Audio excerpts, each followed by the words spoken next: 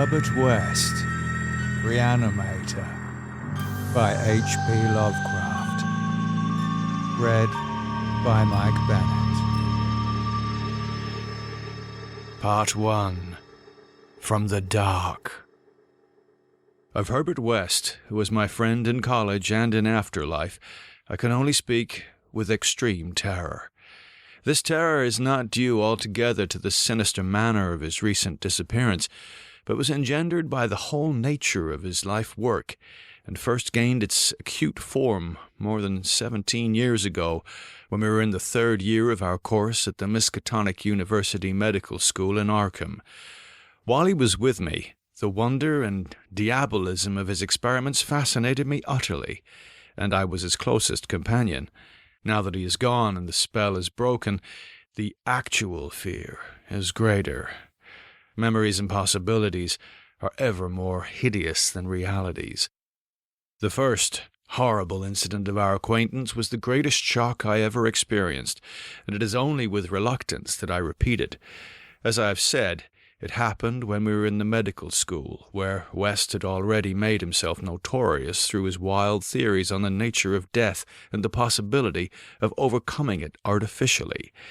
His views, which were widely ridiculed by the faculty and his fellow students, hinged on the essentially mechanistic nature of life, and concerned means for operating the organic machinery of mankind by calculated chemical action after the failure of natural processes. In his experiments with various animating solutions, he had killed and treated immense numbers of rabbits, guinea pigs, cats, dogs, and monkeys, till he had become the prime nuisance of the college. Several times he had actually obtained signs of life in animals supposedly dead, in many cases violent signs. But he soon saw that the perfection of this process, if indeed possible, would necessarily involve a lifetime of research. It likewise became clear that, since the same solution never worked alike on different organic species, he would require human subjects for further and more specialized progress. It was here that he first came into conflict with the college authorities, and was debarred from future experiments by no less a dignitary than the dean of the medical school himself, the learned and benevolent Dr. Allen Halsey, whose work in behalf of the stricken is recalled by every old resident of Arkham. I had always been exceptionally tolerant of West's pursuits, and we frequently discussed his theories, whose ramifications and corollaries were almost infinite. Holding with Haeckel that all life is a chemical and physical process, and that the so-called soul is a myth, my friend believed that artificial reanimation of the dead can depend only on the condition of the tissues, and that unless actual decomposition is set in, a corpse, fully equipped with organs, may, with suitable measures, be set going again in the peculiar fashion known as life. That the psychic or intellectual life might be impaired by the slight deterioration of sensitive brain cells, which even a short period of death would be apt to cause, West fully realized. It had at first been his hope to find a reagent which would restore vitality before the actual advent of death, and only repeated failures on animals had shown him that the natural and artificial life motions were incompatible. He then sought extreme freshness in his specimens, injecting his solutions into the blood immediately after the extinction of life. It was this circumstance which made the professors so carelessly skeptical, for they felt that true death had not occurred in any case. They did not stop to view the matter closely and reasoningly. It was not long after the faculty had interdicted his work that West confided to me his resolution to get fresh human bodies in some manner, and continue in secret the experiments he could no longer perform openly. To hear him discussing ways and means was rather ghastly, for at the college we had never procured anatomical specimens ourselves. Whenever the morgue proved inadequate, 2 local Negroes attended to this matter, and they were seldom questioned. West was then a small, slender, spectacled youth with delicate features, yellow hair, pale blue eyes, and a soft face. and it was uncanny to hear him dwelling on the relative merits of Christ Church Cemetery and the Potter's Field. We finally decided on the Potter's Field because practically everybody in Christchurch was embalmed, a thing, of course, ruinous to West's researches. I was, by this time, his active and enthralled assistant, and helped him make all his decisions, not only concerning the source of bodies, but concerning a suitable place for our loathsome work. It was I who thought of the deserted Chapman farmhouse beyond Meadow Hill, where we fitted up on the ground floor an operating room and a laboratory, each with dark curtains to conceal our midnight doings.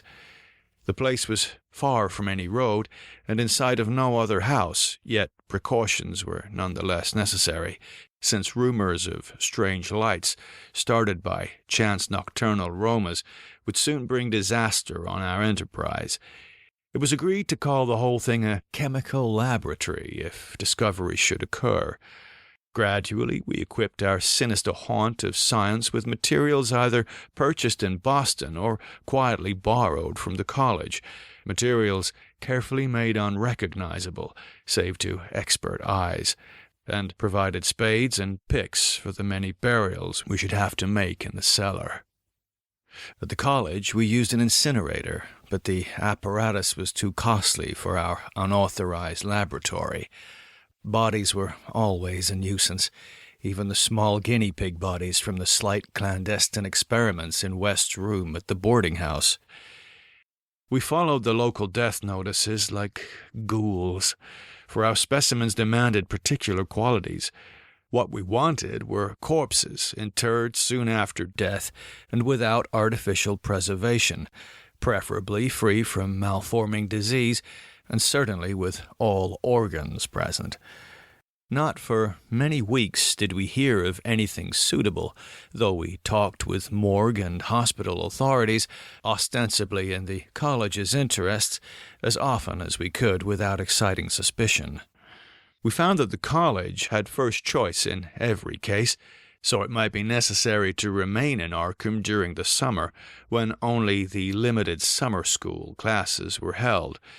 In the end, though, luck favored us, for one day we heard of an almost ideal case in the Potter's Field, a brawny young workman drowned only the morning before in Sumner's Pond, and buried at the town's expense without delay or embalming. That afternoon we found the new grave, and determined to begin work soon after midnight. It was a repulsive task that we undertook in the black small hours, even though we lacked at that time the special horror of graveyards that later experiences brought to us.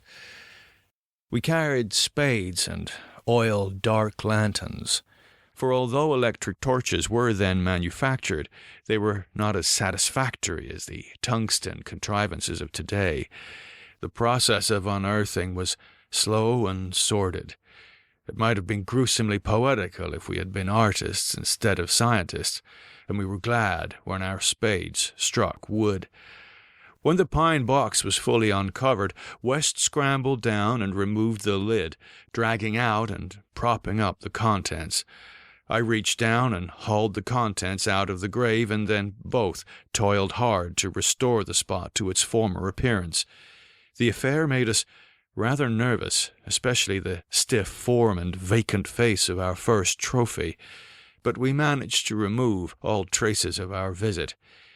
When we had patted down the last shovelful of earth, we put the specimen in a canvas sack and set out for the old Chapman place beyond Meadow Hill. On an improvised dissecting table in the old farmhouse, by the light of a powerful acetylene lamp, the specimen was not very spectral-looking. It had been a sturdy and apparently unimaginative youth of wholesome plebeian type, large-framed, grey-eyed, and brown-haired, a sound animal without psychological subtleties, and probably having vital processes of the simplest and healthiest sort. Now, with the eyes closed, it looked more asleep than dead, though the expert test of my friend soon left no doubt on that score. We had, at last, what West had always longed for, a real dead man of the ideal kind, ready for the solution as prepared according to the most careful calculations and theories for human use. The tension on our part became very great. We knew that there was scarcely a chance for anything like complete success, and could not avoid hideous fears at possible grotesque results of partial animation. Especially were we apprehensive concerning the mind and impulses of the creature, since in the space following death, some of the more delicate cerebral cells might well have suffered deterioration. I myself still held some curious notions about the traditional soul of man, and felt an awe at the secrets that might be told by one returning from the dead. I wondered what sights this placid youth might have seen in inaccessible spheres, and what he could relate if fully restored to life. But my wonder was not overwhelming, since for the most part I shared the materialism of my friend. He was calmer than I as he forced a large quantity of his fluid into a vein of the body's arm, immediately binding the incision securely. The waiting was gruesome, but West never faltered. Every now and then he applied his stethoscope to the specimen and bore the negative results philosophically. After about 3/4 of an hour without the least sign of life, he disappointedly pronounced the solution inadequate, but determined to make the most of his opportunity and try one change in the formula before disposing of his ghastly prize. We had that afternoon dug a grave in the cellar and would have to fill it by dawn, for although we had fixed a lock on the house, we wished to shun even the remotest risk of a ghoulish discovery. Besides, the body would not be even approximately fresh the next night. So, taking the solitary acetylene lamp into the adjacent laboratory, we left our silent guest on the slab in the dark, and bent every energy to the mixing of a new solution, the weighing and measuring supervised by West with an almost fanatical care. The awful event was very sudden and wholly unexpected. I was pouring something from one test tube to another, and West was busy over the alcohol blast lamp which had to answer for a Bunsen burner in this gasless edifice, when, from the pitch-black room we had left, there burst the most appalling and demoniac succession of cries that either of us had ever heard. Not more unutterable could have been the chaos of hellish sound if the pit itself had opened to release the agony of the damned, for in one inconceivable cacophony was centered all the supernatural terror and unnatural despair of animate nature. Human it could not have been. It is not in man to make such sounds. And without a thought of our late employment or its possible discovery, both West and I leaped to the nearest window like stricken animals, overturning tubes, lamps, and retorts, and vaulting madly into the starred abyss of the rural night. I think we screamed ourselves as we stumbled fanatically toward the town, though as we reached the outskirts we put on a semblance of restraint, just enough to seem like belated revelers straggling home from a debauch. We did not separate, but managed to get to West's room, where we whispered with the gas up until dawn. By then we had calmed ourselves a little with rational theories and plans for investigation, so that we could sleep through the day, classes being disregarded. But that evening, 2 items in the paper, wholly unrelated, made it again impossible for us to sleep. The old deserted Chapman house had inexplicably burned to an amorphous heap of ashes. That we could understand because of the upset lamp. Also, an attempt had been made to disturb a new grave in the potter's field, as if by futile and spadeless clawing at the earth. That we could not understand, for we had patted the mold very carefully. And for 17 years after that, West would look frequently over his shoulder and complain of fancied footsteps behind him. Now he has disappeared.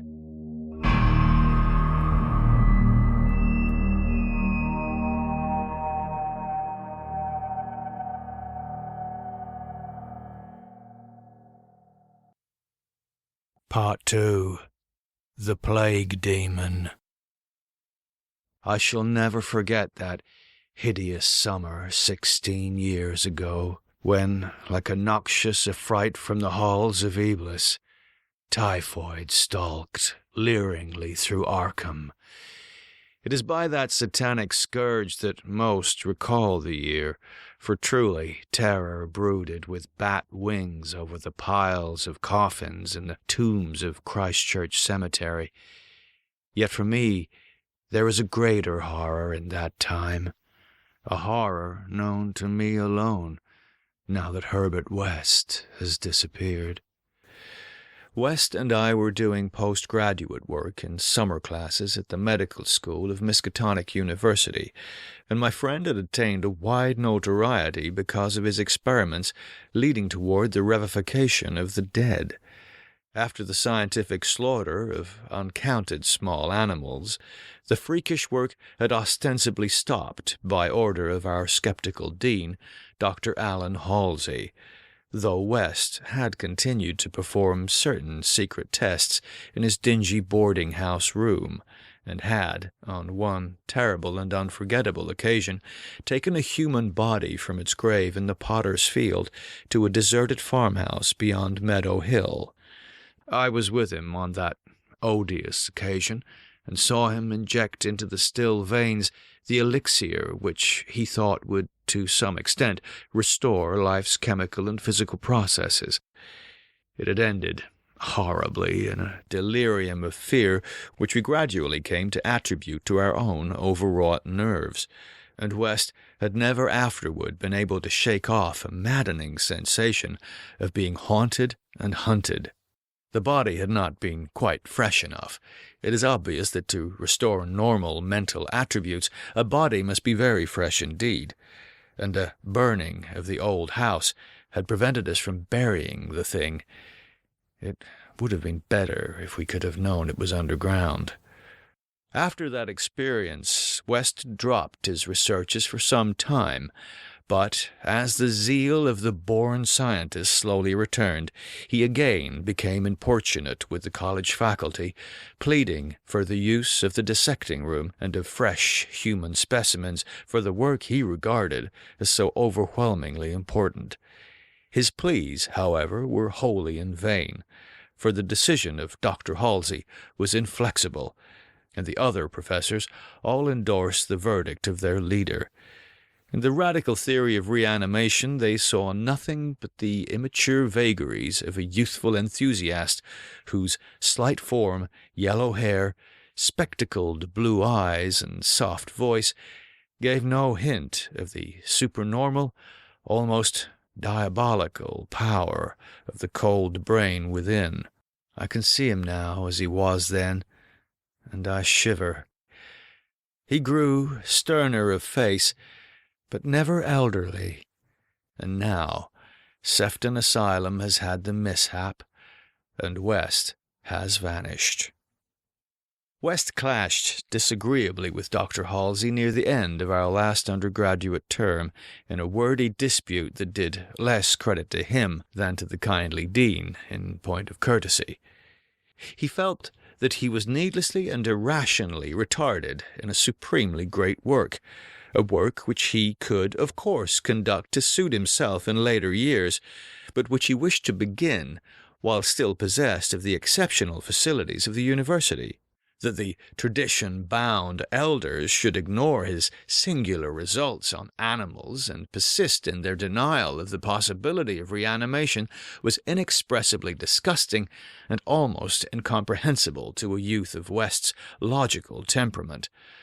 Only greater maturity could help him understand the chronic mental limitations of the professor-doctor type, the product of generations of pathetic puritanism, kindly, conscientious, and sometimes gentle and amiable, yet always narrow, intolerant, custom-ridden, and lacking in perspective. Age has more charity for these incomplete yet high-souled characters, whose worst real vice is timidity, and who are ultimately punished by general ridicule for their intellectual sins. Sins like Ptolemaism, Calvinism, anti-Darwinism, anti-Nietzscheism, and every sort of Sabbatarianism and sumptuary legislation. West, young despite his marvelous scientific acquirements, had scant patience with good Dr. Halsey and his erudite colleagues, and nursed an increasing resentment, coupled with a desire to prove his theories to these obtuse worthies in some striking and dramatic fashion. Like most youths, he indulged in elaborate daydreams of revenge, triumph, and final magnanimous forgiveness. And then had come the scourge, grinning and lethal, from the nightmare caverns of Tartarus. West and I had graduated about the time of its beginning, but had remained for additional work at the summer school, so that we were in Arkham when it broke with full demoniac fury upon the town. Though not as yet licensed physicians, we now had our degrees, and were pressed frantically into public service as the numbers of the stricken grew. The situation was almost past management, and deaths ensued too frequently for the local undertakers fully to handle. Burials without embalming were made in rapid succession, and even the Christchurch Cemetery receiving tomb was crammed with coffins of the unembalmed dead. This circumstance was not without effect on West, who thought often of the irony of the situation. So many fresh specimens, yet none for his persecuted researches. We were frightfully overworked, and the terrific mental and nervous strain made my friend brood morbidly. But West's gentle enemies were no less harassed by prostrating duties. College had all but closed, and every doctor of the medical faculty was helping to fight the typhoid plague. Dr. Halsey, in particular, had distinguished himself in sacrificing service, applying his extreme skill with wholehearted energy to cases which many others shunned because of danger or apparent hopelessness. Before a month was over, the fearless dean had become a popular hero, though he seemed unconscious of his fame as he struggled to keep from collapsing with physical fatigue and nervous exhaustion. West could not withhold admiration for the fortitude of his foe, but because of this was even more determined to prove to him the truth of his amazing doctrines. Taking advantage of the disorganization of both college work and municipal health regulations, he managed to get a recently deceased body smuggled into the university dissecting room one night, and, in my presence, injected a new modification of his solution. The thing actually opened its eyes, but only stared at the ceiling with a look of soul-petrifying horror before collapsing into an inertness from which nothing could rouse it. West said it was not fresh enough. The hot summer air does not favor corpses. That time we were almost caught before we incinerated the thing, and West doubted the advisability of repeating his daring misuse of the college laboratory. The peak of the epidemic was reached in August. West and I were almost dead, and Dr. Halsey did die on the 14th. The students all attended the hasty funeral on the 15th, and bought an impressive wreath, though the latter was quite overshadowed by the tribute sent by wealthy Arkham citizens and by the municipality itself. It was almost a public affair, for the dean had surely been a public benefactor. After the entombment, we were all somewhat depressed, and spent the afternoon at the bar of the commercial house, where West, though shaken by the death of his chief opponent, chilled the rest of us with references to his notorious theories. Most of the students went home, or to various duties as the evening advanced, but West persuaded me to aid him in making a night of it. West's landlady saw us arrive at his room about 2 a.m. with a third man between us, and told her husband that we had all evidently dined and wined rather well. Apparently this acidulous matron was right, for about 3 a.m. the whole house was aroused by cries coming from West's room, where, when they broke down the door, they found the two of us unconscious on the blood-stained carpet, beaten, scratched, and mauled, and with the broken remnants of West's bottles and instruments around us. Only an open window told what had become of our assailant, and many wondered how he himself had fared after the terrific leap from the second story to the lawn which he must have made. There were some strange garments in the room, but West, upon regaining consciousness, said they did not belong to the stranger, but were specimens collected for bacteriological analysis in the course of investigations on the transmission of germ diseases.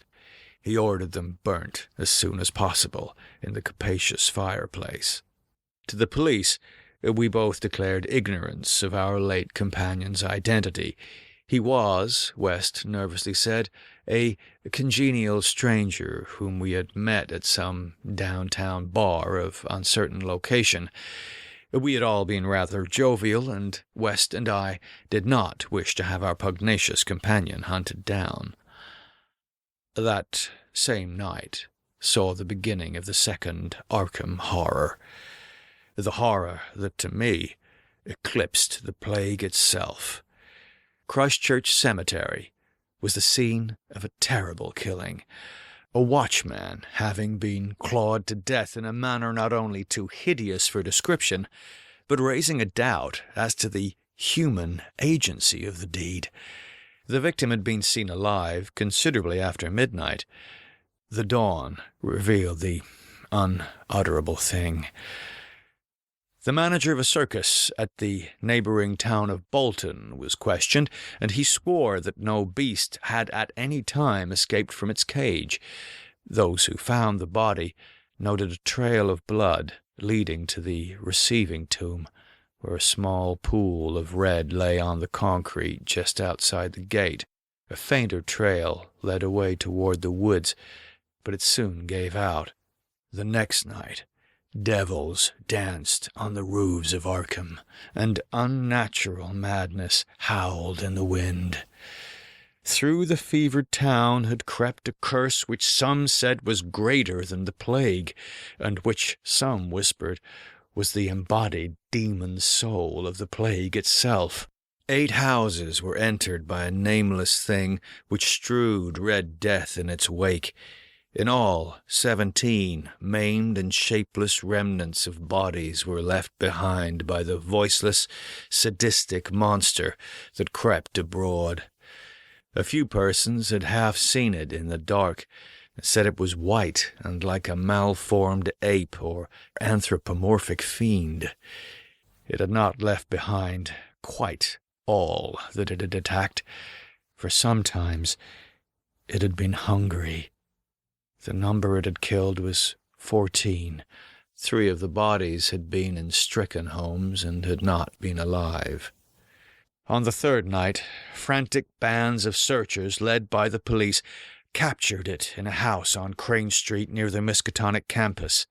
They had organized the quest with care, keeping in touch by means of volunteer telephone stations, and when someone in the college district had reported hearing a scratching at a shuttered window, the net was quickly spread.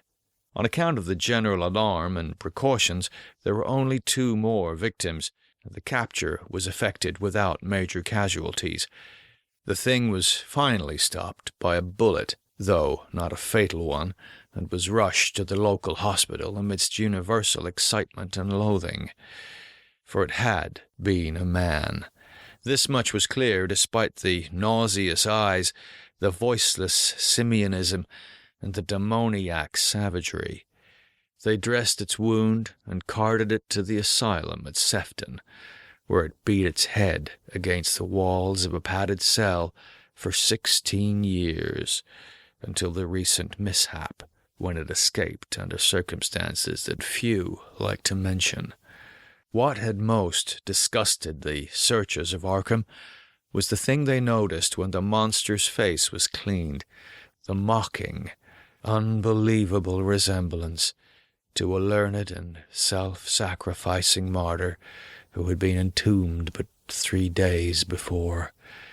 The late Dr. Alan Halsey, public benefactor and dean of the medical school of Miskatonic University. To the vanished Herbert West, and to me, the disgust and horror were supreme. I shudder tonight as I think of it, shudder even more than I did that morning, when West muttered through his bandages, "Damn it, it wasn't quite fresh enough."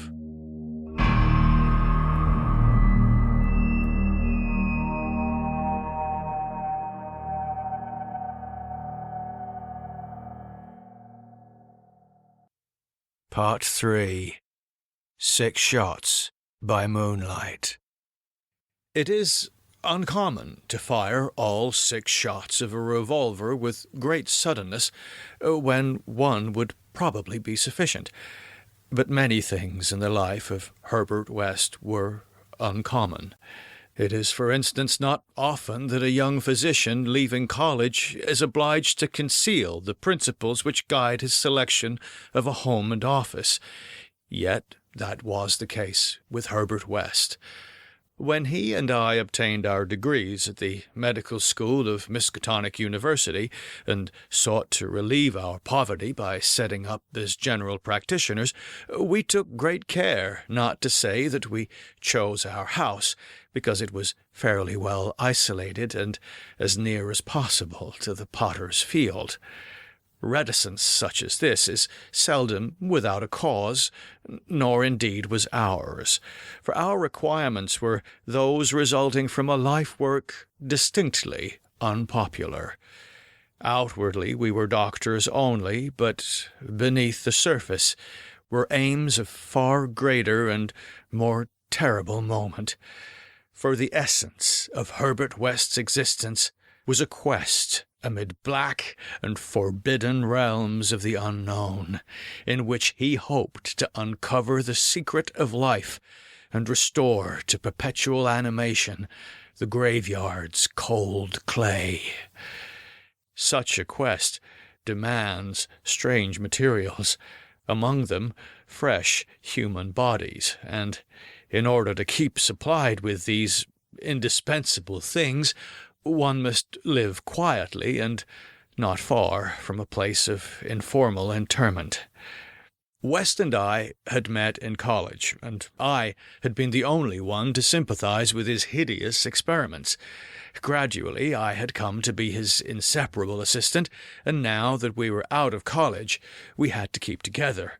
It was not easy to find a good opening for 2 doctors in company, but finally the influence of the university secured us a practice in Bolton, a factory town near Arkham, the seat of the college. The Bolton worsted mills are the largest in the Miskatonic Valley, and their polyglot employees are never popular as patients with the local physicians. We chose our house with the greatest care, seizing at last on a rather run-down cottage near the end of Pond Street, 5 numbers from the closest neighbour, and separated from the local potter's field by only a stretch of meadow land, bisected by a narrow neck of the rather dense forest which lies to the north. The distance was greater than we wished, but we could get no nearer a house without going on the other side of the field, wholly out of the factory district.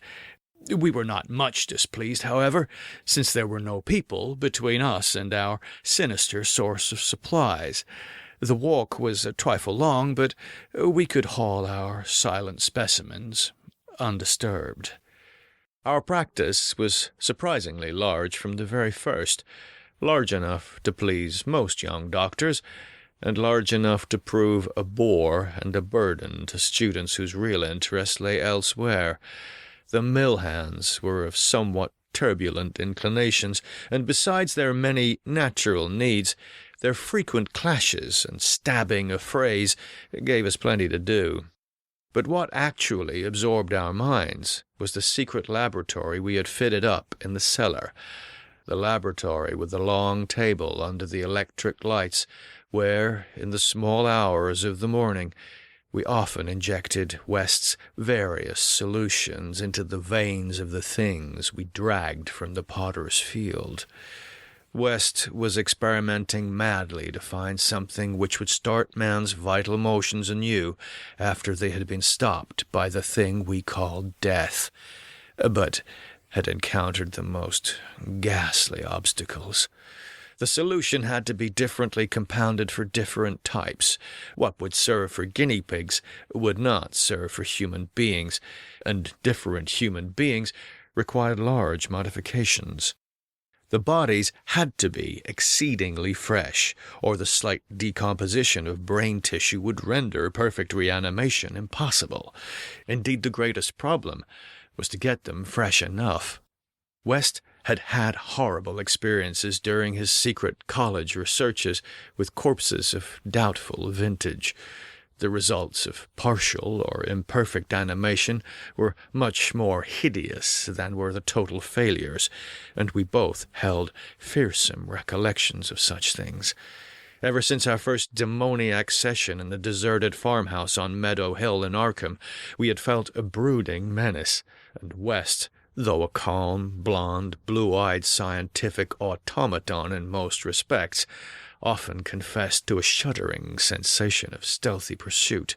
He half felt that he was followed, a psychological delusion of shaken nerves, enhanced by the undeniably disturbing fact that at least one of our reanimated specimens was still alive, a frightful carnivorous thing in a padded cell at Sefton. Then there was another, our first, whose exact fate we had never learned. We had fair luck with specimens in Bolton, much better than in Arkham. We had not been settled a week before we got an accident victim on the very night of burial, and made it open its eyes with an amazingly rational expression before the solution failed. It had lost an arm. If it had been a perfect body, we might have succeeded better. Between then and the next January, we secured 3 more. 1 total failure, 1 case of marked muscular motion, and 1 rather shivery thing. It rose of itself and uttered a sound. Then came a period when luck was poor. Interments fell off, and those that did occur were of specimens either too diseased or too maimed for use. We kept track of all the deaths and their circumstances with systematic care. One March night, however, we unexpectedly obtained a specimen which did not come from the potter's field. In Bolton, the prevailing spirit of Puritanism had outlawed the sport of boxing, with the usual result. Surreptitious and ill-conducted bouts among the mill workers were common, and occasionally professional talent of low grade was imported. This late winter night there had been such a match, evidently with disastrous results, since 2 timorous Poles had come to us with incoherently whispered entreaties to attend to a very secret and desperate case. We followed them to an abandoned barn where the remnants of a crowd of frightened foreigners were watching a silent black form on the floor. The match had been between Kid O'Brien, a lubberly and now quaking youth with a most un-Hibernian hooked nose, and Buck Robinson, the Harlem Smoke. The Negro had been knocked out, and a moment's examination showed us that he would permanently remain so. He was a loathsome, gorilla-like thing with abnormally long arms which I could not help calling forelegs, and a face that conjured up thoughts of unspeakable Congo secrets and tom-tom poundings under an eerie moon. The body must have looked even worse in life, but the world holds many ugly things. Fear was upon the whole pitiful crowd, for they did not know what the law would exact of them if the affair were not hushed up, and they were grateful when West, in spite of my involuntary shudders, offered to get rid of the thing quietly, for a purpose I knew too well. There was bright moonlight over the snowless landscape, but we dressed the thing and carried it home between us through the deserted streets and meadows, as we had carried a similar thing one horrible night in Arkham. We approached the house from the field in the rear, took the specimen in the back door and down the cellar stairs, and prepared it for the usual experiment.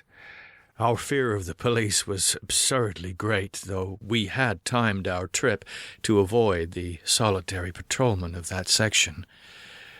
The result was wearily anticlimactic. Ghastly as our prize appeared, it was wholly unresponsive to every solution we injected in its black arm, solutions prepared from experience with white specimens only.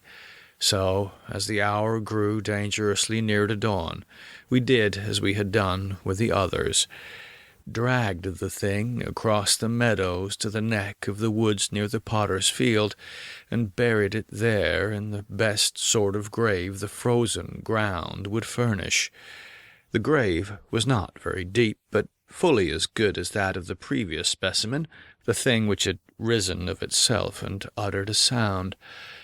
In the light of our dark lanterns, we carefully covered it with leaves and dead vines, fairly certain that the police would never find it in a forest so dim and dense.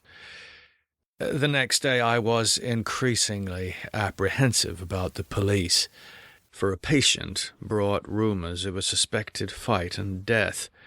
West had still another source of worry, for he had been called in the afternoon to a case which ended very threateningly. An Italian woman had become hysterical over her missing child, a lad of 5 who had strayed off early in the morning and failed to appear for dinner, and had developed symptoms highly alarming in view of an always weak heart. It was very foolish hysteria, for the boy had often run away before, but Italian peasants are exceedingly superstitious, and this woman seemed as much harassed by omens as by facts. About 7 o'clock in the evening she had died, and her frantic husband had made a frightful scene in his efforts to kill West, whom he wildly blamed for not saving her life. Friends had held him when he drew a stiletto, but West departed amidst his inhuman shrieks, curses, and oaths of vengeance. In his latest affliction, the fellow seemed to have forgotten his child, who was still missing as the night advanced. There was some talk of searching the woods, but most of the family's friends were busy with the dead woman and the screaming man. Altogether, the nervous strain upon West must have been tremendous. Thoughts of the police and the mad Italian both weighed heavily. We retired about 11, but I did not sleep well. Bolton had a surprisingly good police force for so small a town, and I could not help fearing the mess which would ensue if the affair of the night before were ever tracked down. It might mean the end of all our local work, and perhaps prison for both West and me. I did not like those rumors of a fight which were floating about. After the clock had struck 3, the moon shone in my eyes, but I turned over without rising to pull down the shade. Then came the steady rattling at the back door. I lay still and somewhat dazed, but before long heard West's rap on my door. He was clad in dressing-gown and slippers, and had in his hands a revolver and an electric flashlight. From the revolver I knew that he was thinking more of the crazed Italian than the police. "We'd better both go," he whispered. "It wouldn't do not to answer it anyway, and it may be a patient.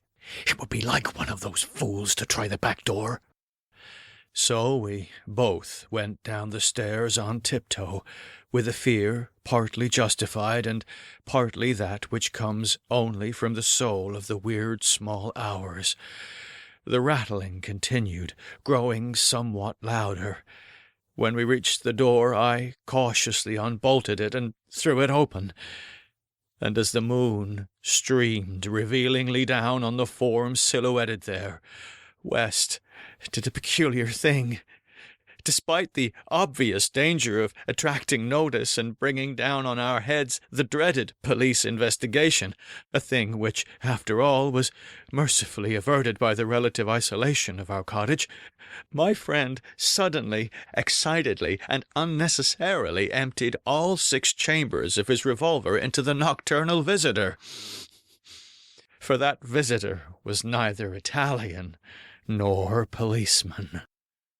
Looming hideously against the spectral moon was a gigantic, misshapen thing, not to be imagined save in nightmares. A glassy-eyed, ink-black apparition, nearly on all fours, covered with bits of mold, leaves, and vines, foul with caked blood, and having between its glistening teeth a snow-white, terrible cylindrical object, terminating in a tiny hand.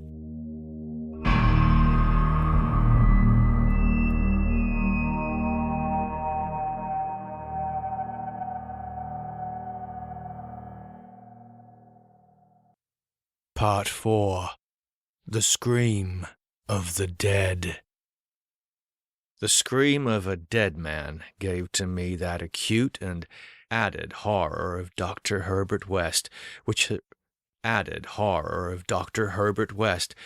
harassed the latter years of our companionship. It is natural that such a thing as a dead man's scream should give horror, for it is obviously not a pleasing or ordinary occurrence. But I was used to similar experiences, hence suffered on this occasion only because of a particular circumstance, and, as I have implied, it was not of the dead man himself that I became afraid. Herbert West, whose associate and assistant I was, possessed scientific interests far beyond the usual routine of a village physician. That was why, when establishing his practice in Bolton, he had chosen an isolated house near the Potter's Field. Briefly and brutally stated, West's soul-absorbing interest was a secret study of the phenomena of life and its cessation, leading toward the reanimation of the dead through injections of an excitant solution. For this ghastly experimenting, it was necessary to have a constant supply of very fresh human bodies. Very fresh because the least decay hopelessly damaged the brain structure, and human because we found that the solution had to be compounded differently for different types of organisms. Scores of rabbits and guinea pigs had been killed and treated, but their trail was a blind one. West had never fully succeeded because he had never been able to secure a corpse sufficiently fresh. What he wanted was bodies from which vitality had only just departed, bodies with every cell intact and capable of receiving again the impulse toward that mode of motion called life. There was hope that this second and artificial life might be made perpetual by repetitions of the injection, but we had learned that an ordinary, natural life would not respond to the action. To establish the artificial motion, natural life must be extinct. The specimens must be very fresh, but genuinely dead. The awesome quest had begun when West and I were students at the Miskatonic University Medical School in Arkham, vividly conscious for the first time of the thoroughly mechanical nature of life. That was 7 years before, but West looked scarcely a day older now. He was small, blond, clean-shaven, soft-voiced and spectacled, with only an occasional flash of a cold blue eye to tell of the hardening and growing fanaticism of his character under the pressure of his terrible investigations. Our experiences had often been hideous in the extreme, the results of defective reanimation when lumps of graveyard clay had been galvanized into morbid, unnatural, and brainless motion by various modifications of the vital solution. One thing had uttered a nerve-shattering scream, another had risen violently, beaten us both to unconsciousness, and run amok in a shocking way before it could be placed behind asylum bars. Still another, a loathsome African monstrosity, had crawled out of its shallow grave and done a deed. West had to shoot that object. We could not get bodies fresh enough to show any trace of reason when reanimated, so had, perforce, created nameless horrors. It was disturbing to think that one, perhaps two, of our monsters still lived. That thought haunted us shadowingly, till finally West disappeared under frightful circumstances.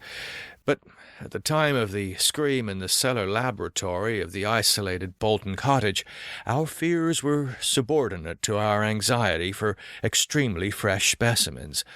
West was more avid than I, so that it almost seemed to me that he looked half covetously at any very healthy living physique. It was in July 1910 that the bad luck regarding specimens began to turn. I had been on a long visit to my parents in Illinois, and upon my return found West in a state of singular elation. He had, he told me excitedly, in all likelihood solved the problem of freshness through an approach from an entirely new angle, that of artificial preservation. I had known that he was working on a new and highly unusual embalming compound, and was not surprised that it had turned out well. But until he explained the details, I was rather puzzled as to how such a compound could help in our work, since the objectionable staleness of the specimens was largely due to delay occurring before we secured them. This, I now saw, West had clearly recognized, creating his embalming compound for future rather than immediate use, and trusting to fate to supply again some very recent and unburied corpse, as it had years before when we obtained the Negro killed in the Bolton prize fight. At last, fate had been kind, so that on this occasion there lay in the secret cellar laboratory a corpse whose decay could not by any possibility have begun. What would happen on reanimation, and whether we could hope for a revival of mind and reason, West did not venture to predict. The experiment would be a landmark in our studies, and he had saved the new body from my return so that both might share the spectacle in accustomed fashion. West told me how he had obtained the specimen. It had been a vigorous man, a well-dressed stranger just off the train on his way to transact some business with the Bolton worsted mills. The walk through the town had been long, and by the time the traveller paused at our cottage to ask the way to the factories, his heart had become greatly overtaxed. He had refused a stimulant and had suddenly dropped dead only a moment later. The body, as might be expected, seemed to West a heaven-sent gift. In his brief conversation, the stranger had made it clear that he was unknown in Bolton, and a search of his pockets subsequently revealed him to be one Robert Levitt of St. Louis, apparently without a family to make instant inquiries about his disappearance. If this man could not be restored to life, no one would know of our experiment. We buried our materials in a dense strip of woods between the house and the potter's field. If, on the other hand, he could be restored, our fame would be brilliantly and perpetually established. So, without delay, West had injected into the body's wrist the compound which would hold it fresh for use after my arrival. The matter of the presumably weak heart, which to my mind imperiled the success of our experiment, did not appear to trouble West extensively. he hoped at last to obtain what he had never obtained before, a rekindled spark of reason, and perhaps a normal living creature. So, on the night of July 18, 1910, Herbert West and I stood in the cellar laboratory and gazed at a white, silent figure beneath the dazzling arc light. The embalming compound had worked uncannily well, for as I stared fascinatedly at the sturdy frame which had lain 2 weeks without stiffening, I was moved to seek West's assurance that the thing really was dead. This assurance he gave readily enough, reminding me that the reanimating solution was never used without careful tests as to life, since it could have no effect if any of the original vitality were present. As West proceeded to take preliminary steps, I was impressed by the vast intricacy of the new experiment, an intricacy so vast that he could trust no hand less delicate than his own. Forbidding me to touch the body, he first injected a drug in the wrist just beside the place his needle had punctured when injecting the embalming compound. This, he said, was to neutralize the compound and release the system to a normal relaxation, so that the remaining solution might freely work when injected. Slightly later, when a change and a gentle tremor seemed to affect the dead limbs, West stuffed a pillow-like object violently over the twitching face, not withdrawing it until the corpse appeared quiet and ready for our attempted reanimation. The pale enthusiast now applied some last perfunctory tests for absolute lifelessness, withdrew satisfied, and finally injected into the left arm an accurately measured amount of the vital elixir, prepared during the afternoon with a greater care than we had used since college days, when our feet were new and groping. I cannot express the wild, breathless suspense with which we waited for results on this first really fresh specimen, the first we could reasonably expect to open its lips in rational speech, perhaps to tell of what it had seen beyond the unfathomable abyss. West was a materialist, believing in no soul and attributing all the working of consciousness to bodily phenomena. Consequently, he looked for no revelation of hideous secrets from gulfs and caverns beyond death's barrier. I did not wholly disagree with him theoretically, yet held vague, instinctive remnants of the primitive faith of my forefathers, so that I could not help eyeing the corpse with a certain amount of awe and terrible expectation. Besides, I could not extract from my memory that hideous, inhuman shriek we heard on the night we tried our first experiment in the deserted farmhouse at Arkham. Very little time had elapsed before I saw the attempt was not to be a total failure. A touch of colour came to cheeks hitherto chalk white, and spread out under the curiously ample stubble of sandy beard. West, who had his hand on the pulse of the left wrist, suddenly nodded significantly, and almost simultaneously a mist appeared on the mirror inclined above the body's mouth. There followed a few spasmodic muscular motions, and then an audible breathing and visible motion of the chest. I looked at the closed eyelids and thought I detected a quivering. Then the lids opened, showing eyes which were grey, calm, and alive, but still unintelligent and not even curious. In a moment of fantastic whim, I whispered questions to the reddening ears, questions of other worlds of which the memory might still be present.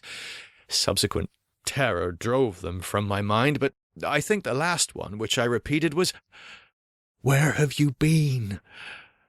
I do not yet know whether I was answered or not, for no sound came from the well-shaped mouth, but I do know that at that moment I firmly thought the lips moved silently, forming syllables I would have vocalized as, "Only now," if that phrase had possessed any sense or relevancy. At that moment, I say, I was elated with the conviction that one great goal had been attained, and that for the first time a reanimated corpse had uttered distinct words impelled by actual reason. In the next moment there was no doubt about the triumph, no doubt that the solution had truly accomplished, at least temporarily, its full mission of restoring rational and articulate life to the dead. But in that triumph there came to me the greatest of all horrors. Not horror of the thing that spoke, but of the deed that I had witnessed, and of the man with whom my professional fortunes were joined. For that very fresh body, at last writhing into full and terrifying consciousness, with eyes dilated at the memory of its last scene on earth, threw out its fantastic hands in a life-and-death struggle with the air, and suddenly, collapsing into a second and final dissolution from which there could be no return, screamed out the cry that will ring eternally in my aching brain. "Help! Keep off, you cursed little towhead fiend! Keep that damn needle away from me!"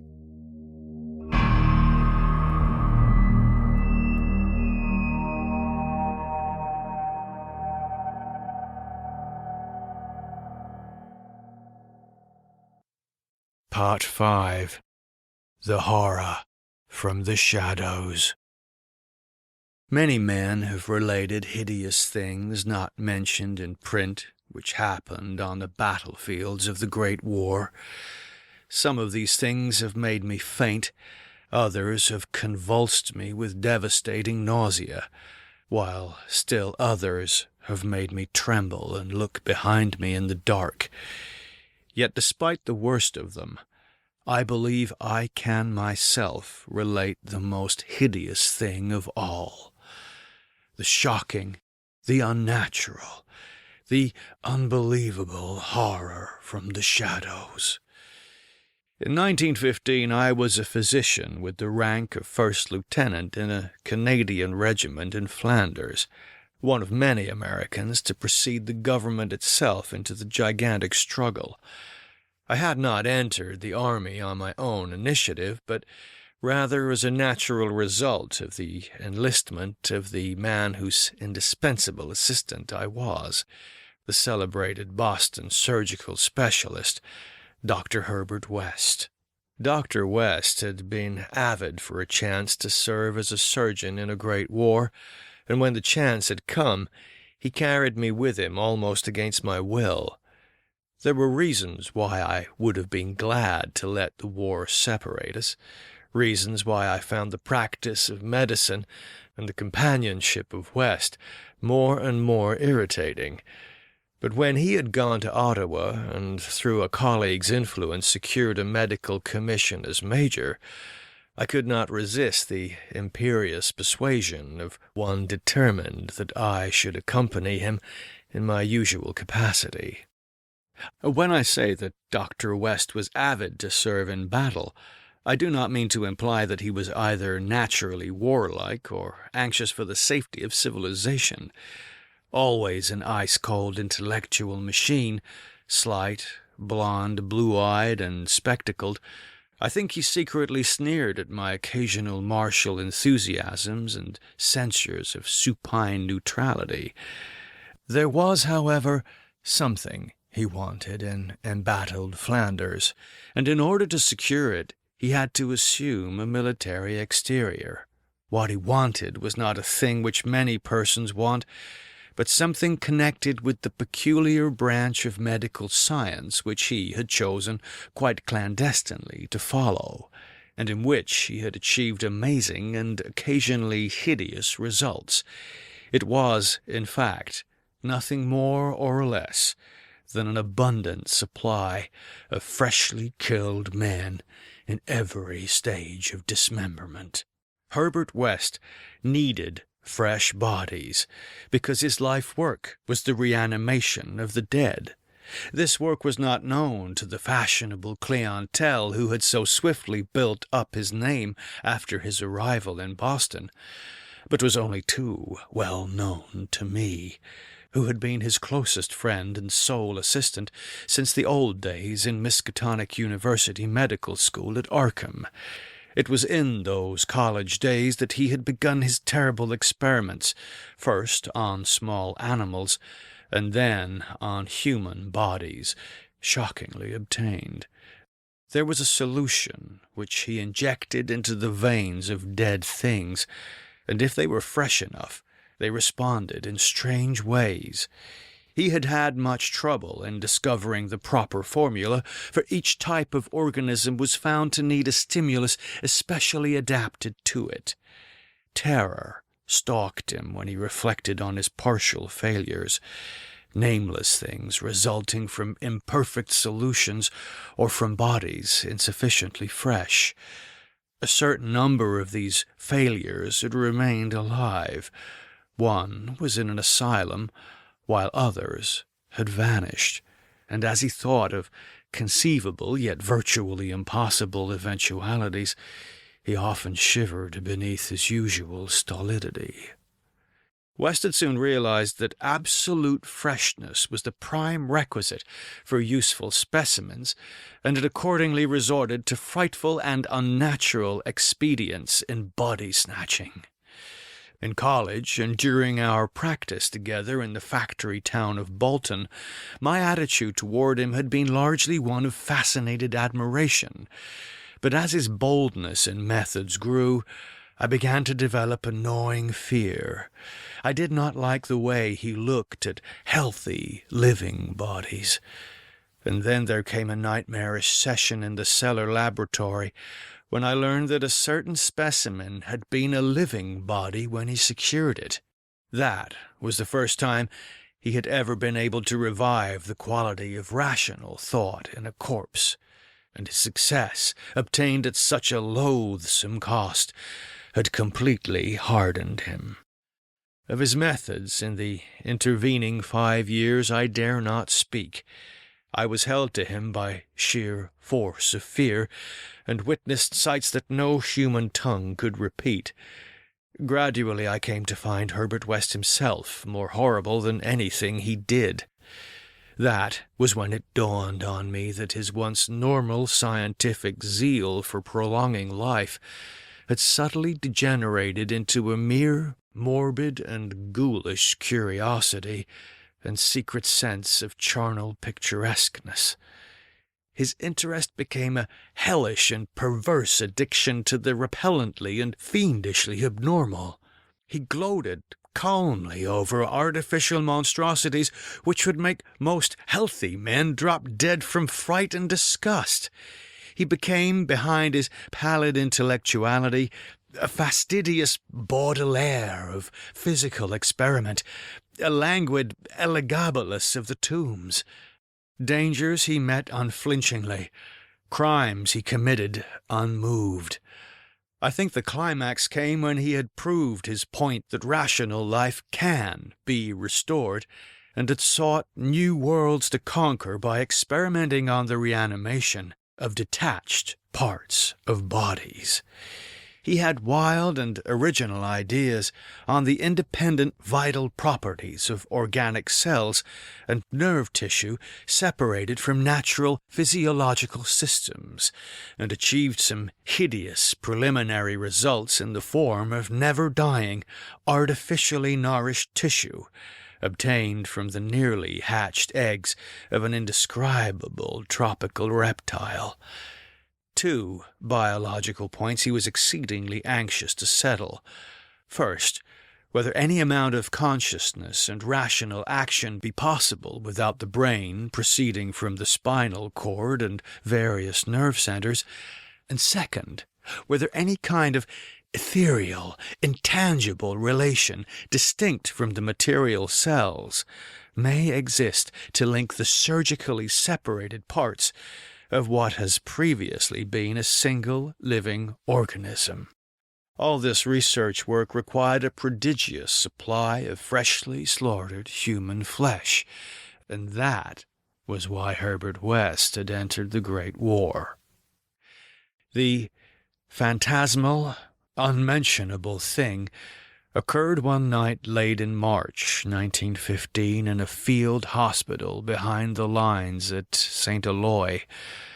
I wonder, even now, if it could have been other than a demoniac dream of delirium. West had a private laboratory in an east room of the barn-like temporary edifice assigned him on his plea that he was devising new and radical methods for the treatment of hitherto hopeless cases of maiming. There he worked like a butcher in the midst of his gory wares.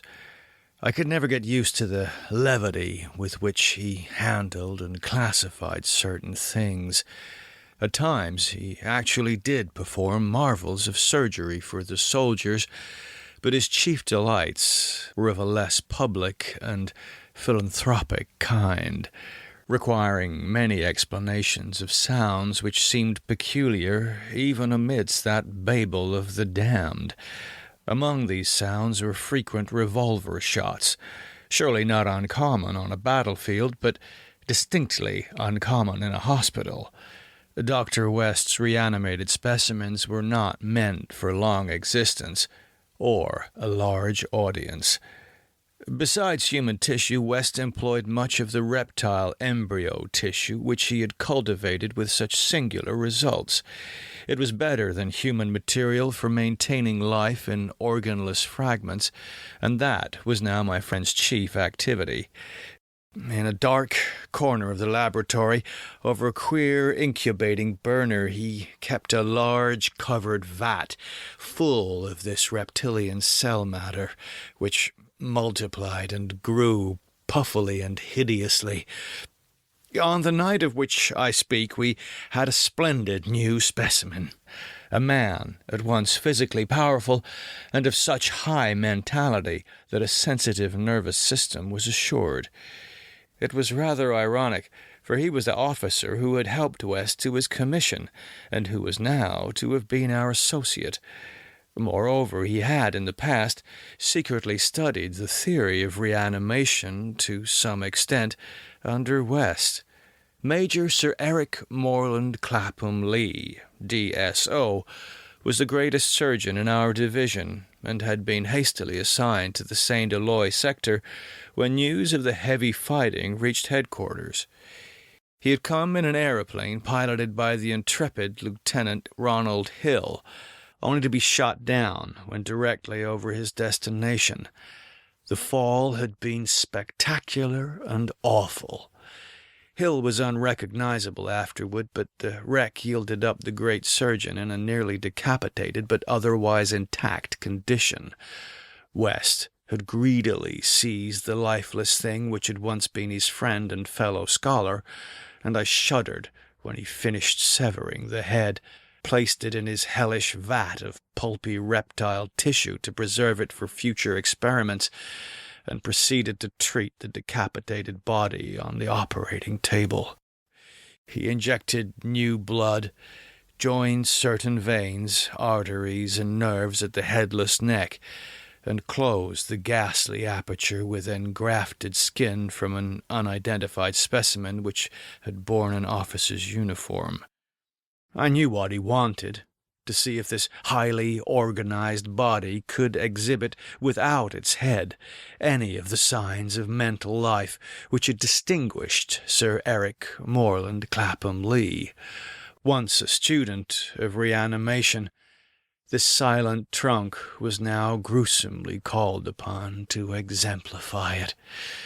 I can still see Herbert West under the sinister electric light as he injected his reanimating solution into the arm of the headless body.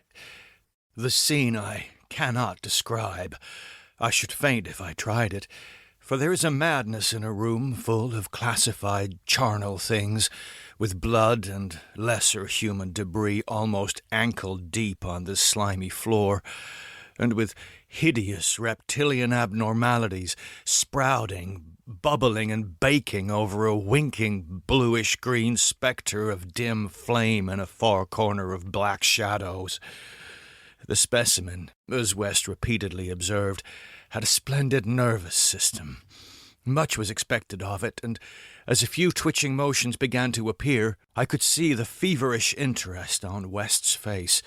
He was ready, I think, to see proof of his increasingly strong opinion that consciousness, reason, and personality can exist independently of the brain, that man has no central connective spirit, but is merely a machine of nervous matter, each section more or less complete in itself.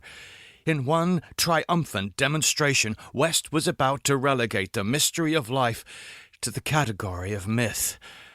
The body now twitched more vigorously, and beneath our avid eyes commenced to heave in a frightful way. The arms stirred disquietingly, the legs drew up, and various muscles contracted in a repulsive kind of writhing. Then the headless thing threw out its arms in a gesture which was unmistakably one of desperation. An intelligent desperation, apparently sufficient to prove every theory of Herbert West. Certainly the nerves were recalling the man's last act in life, the struggle to get free of the falling aeroplane. What followed, I shall never positively know. It may have been wholly an hallucination from the shock caused at that instant by the sudden and complete destruction of the building in a cataclysm of German shellfire. Who can gainsay it, since West and I were the only proved survivors? West liked to think that before his recent disappearance, but there were times when he could not, for it was queer that we both had the same hallucination. The hideous occurrence itself was very simple, notable only for what it implied.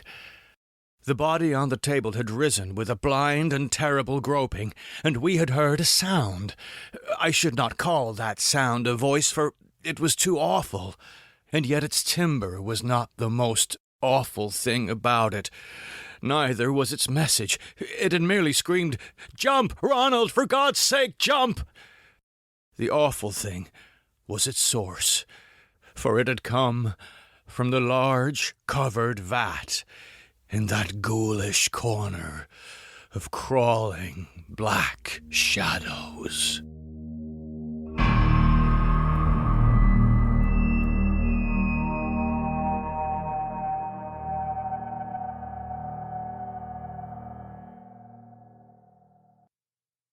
Part 6. The Tomb Legions. When Dr. Herbert West disappeared a year ago, the Boston police questioned me closely. They suspected that I was holding something back and perhaps suspected graver things. But I could not tell them the truth, because they would not have believed it. They knew, indeed, that West had been connected with activities beyond the credence of ordinary men, for his hideous experiments in the reanimation of dead bodies had long been too extensive to admit of perfect secrecy. But the final, soul-shattering catastrophe held elements of demoniac fantasy which make even me doubt the reality of what I saw. I was West's closest friend and only confidential assistant. We had met years before in medical school, and from the first I had shared his terrible researches. He had slowly tried to perfect a solution which, injected into the veins of the newly deceased, would restore life, a labor demanding an abundance of fresh corpses and therefore involving the most unnatural actions. Still more shocking were the products of some of the experiments. Grisly masses of flesh that had been dead, but that West waked to a blind, brainless, nauseous animation. These were the usual results, for in order to reawaken the mind, it was necessary to have specimens so absolutely fresh that no decay could possibly affect the delicate brain cells. This need for very fresh corpses had been West's moral undoing. They were hard to get, and one awful day he had secured his specimen while it was still alive and vigorous. A struggle, a needle, and a powerful alkaloid had transformed it into a very fresh corpse, and the experiment had succeeded for a brief and memorable moment, but West had emerged with a soul calloused and seared, and a hardened eye which sometimes glanced with a kind of hideous and calculating appraisal at men of especially sensitive brain and especially vigorous physique. Toward the last, I became acutely afraid of West, for he began to look at me that way. People did not seem to notice his glances, but they noticed my fear, and after his disappearance used that as a basis for some absurd suspicions. West, in reality, was more afraid than I, for his abominable pursuits entailed a life of furtiveness and dread of every shadow.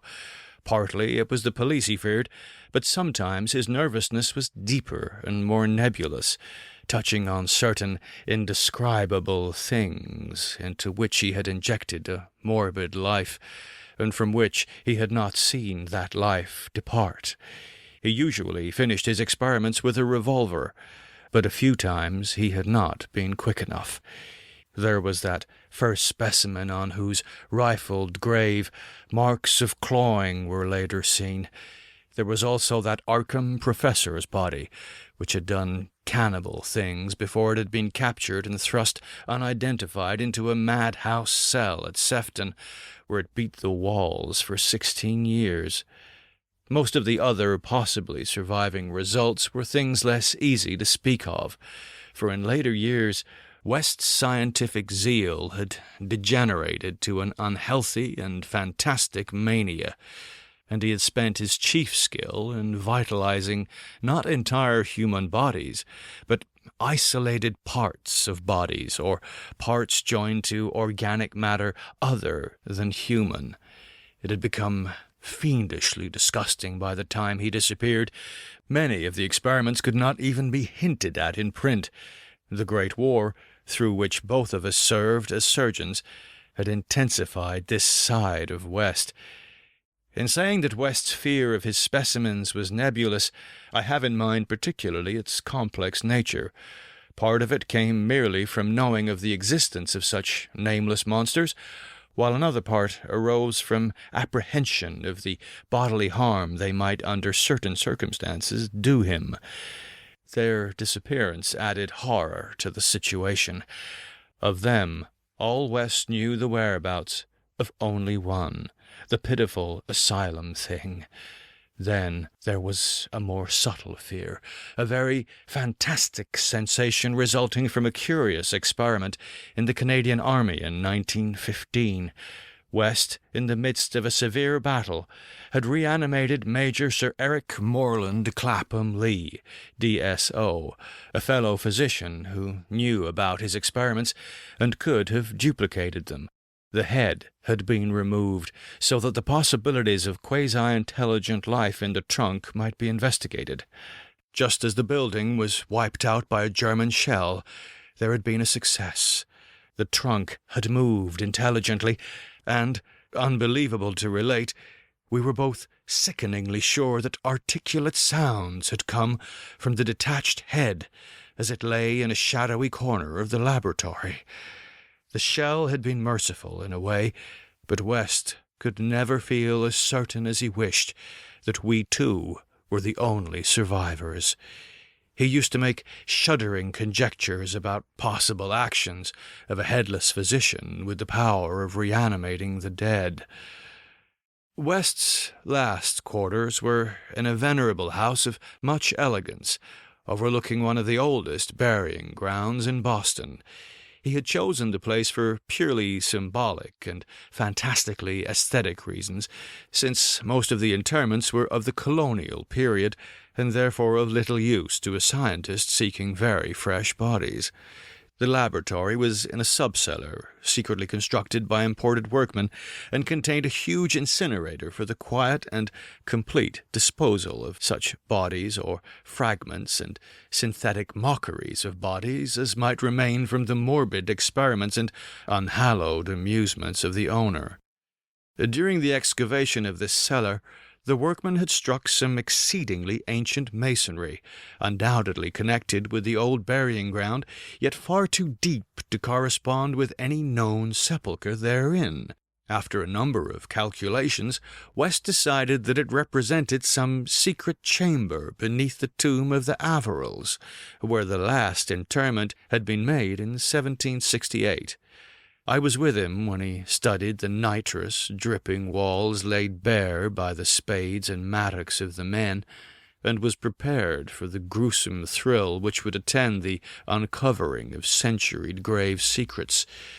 But for the first time, West's new timidity conquered his natural curiosity, and he betrayed his degenerating fibre by ordering the masonry left intact and plastered over. Thus it remained till that final hellish night, part of the walls of the secret laboratory. I speak of West's decadence, but must add that it was a purely mental and intangible thing. Outwardly he was the same to the last, calm, cold, slight, and yellow-haired, with spectacled blue eyes, and a general aspect of youth which years and fears seemed never to change. He seemed calm, even when he thought of that clawed grave and looked over his shoulder, even when he thought of the carnivorous thing that gnawed and pawed at Sefton bars. The end of Herbert West began one evening in our joint study, when he was dividing his curious glance between a newspaper and me. A strange headline item had struck at him from the crumpled pages, and a nameless Titan claw had seemed to reach down through 16 years. Something fearsome and incredible had happened at Sefton Asylum, 50 miles away, stunning the neighborhood and baffling the police. In the small hours of the morning, a body of silent men had entered the grounds, and their leader had aroused the attendants. He was a menacing, military figure who talked without moving his lips, and whose voice seemed almost ventriloquially connected with an immense black case he carried.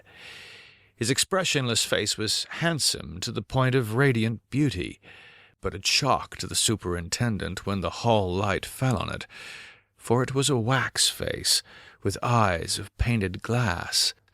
Some nameless accident had befallen this man.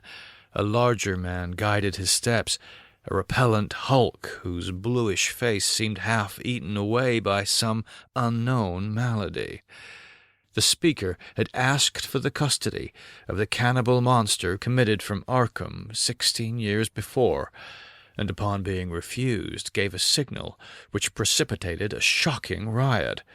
The fiends had beaten, trampled, and bitten every attendant who did not flee, killing 4, and finally succeeding in the liberation of the monster.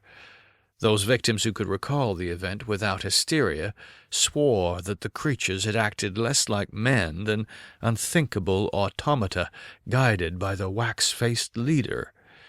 By the time help could be summoned, every trace of the men and their mad charge had vanished. From the hour of reading this item until midnight, West sat almost paralyzed. At midnight the doorbell rang, startling him fearfully. All the servants were asleep in the attic, so I answered the bell. As I have told the police, there was no wagon in the street, but only a group of strange-looking figures, bearing a large square box, which they deposited in the hallway after one of them had grunted in a highly unnatural voice, "Express! Prepaid!"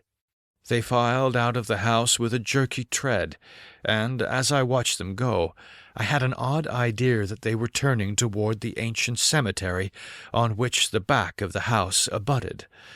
When I slammed the door after them, West came downstairs and looked at the box. It was about 2 feet square and bore West's correct name and present address. It also bore the inscription, "From Eric Morland Clapham Lee, St. Eloi, Flanders." 6 years before, in Flanders, a shelled hospital had fallen upon the headless, reanimated trunk of Dr. Clapham Lee, and upon the detached head, which perhaps had uttered articulate sounds. West was not even excited now. His condition was more ghastly. Quickly, he said, "It's the finish, but let's incinerate this." We carried the thing down to the laboratory, listening. I do not remember many particulars. You can imagine my state of mind. But it is a vicious lie to say it was Herbert West's body which I put into the incinerator. We both inserted the whole unopened wooden box, closed the door, and started the electricity. Nor did any sound come from the box after all. It was West who first noticed the falling plaster on that part of the wall where the ancient tomb masonry had been covered up. I was going to run, but he stopped me. Then I saw a small black aperture, felt a ghoulish wind of ice, and smelled the charnel bowels of a putrescent earth. There was no sound, but just then the electric lights went out, and I saw outlined against some phosphorescence of the netherworld a horde of silent, toiling things which only insanity or worse could create. Their outlines were human, semi-human, fractionally human, and not human at all. The horde was grotesquely heterogeneous. They were removing the stones, quietly, one by one, from the centuried wall. And then, as the breach became large enough, they came out into the laboratory in single file, led by a stalking thing with a beautiful head made of wax. A sort of mad-eyed monstrosity behind the leader seized on Herbert West. West did not resist or utter a sound. Then they all sprang at him and tore him to pieces before my eyes, bearing the fragments away into that subterranean vault of fabulous abominations. West's head was carried off by the wax-headed leader, who wore a Canadian officer's uniform. As it disappeared, I saw that the blue eyes behind the spectacles were hideously blazing with their first touch of frantic, visible emotion. Servants found me unconscious in the morning. West was gone. The incinerator contained only unidentifiable ashes. Detectives have questioned me, but what can I say? The Sefton tragedy, they will not connect with West. Not that, nor the men with the box, whose existence they deny. I told them of the vault, and they pointed to the unbroken plaster wall, and laughed. So I told them no more. They imply that I am a madman or a murderer. Probably I am mad. But I might not be mad if those accursed tomb legions had not been so silent. Thank you for listening. If you enjoyed this video, you can find more of my readings by clicking any of the thumbnails on screen now or by visiting my channel. And they're also available as podcasts. The music on this recording was by The Laughing End. Follow on Twitter at The Laughing End.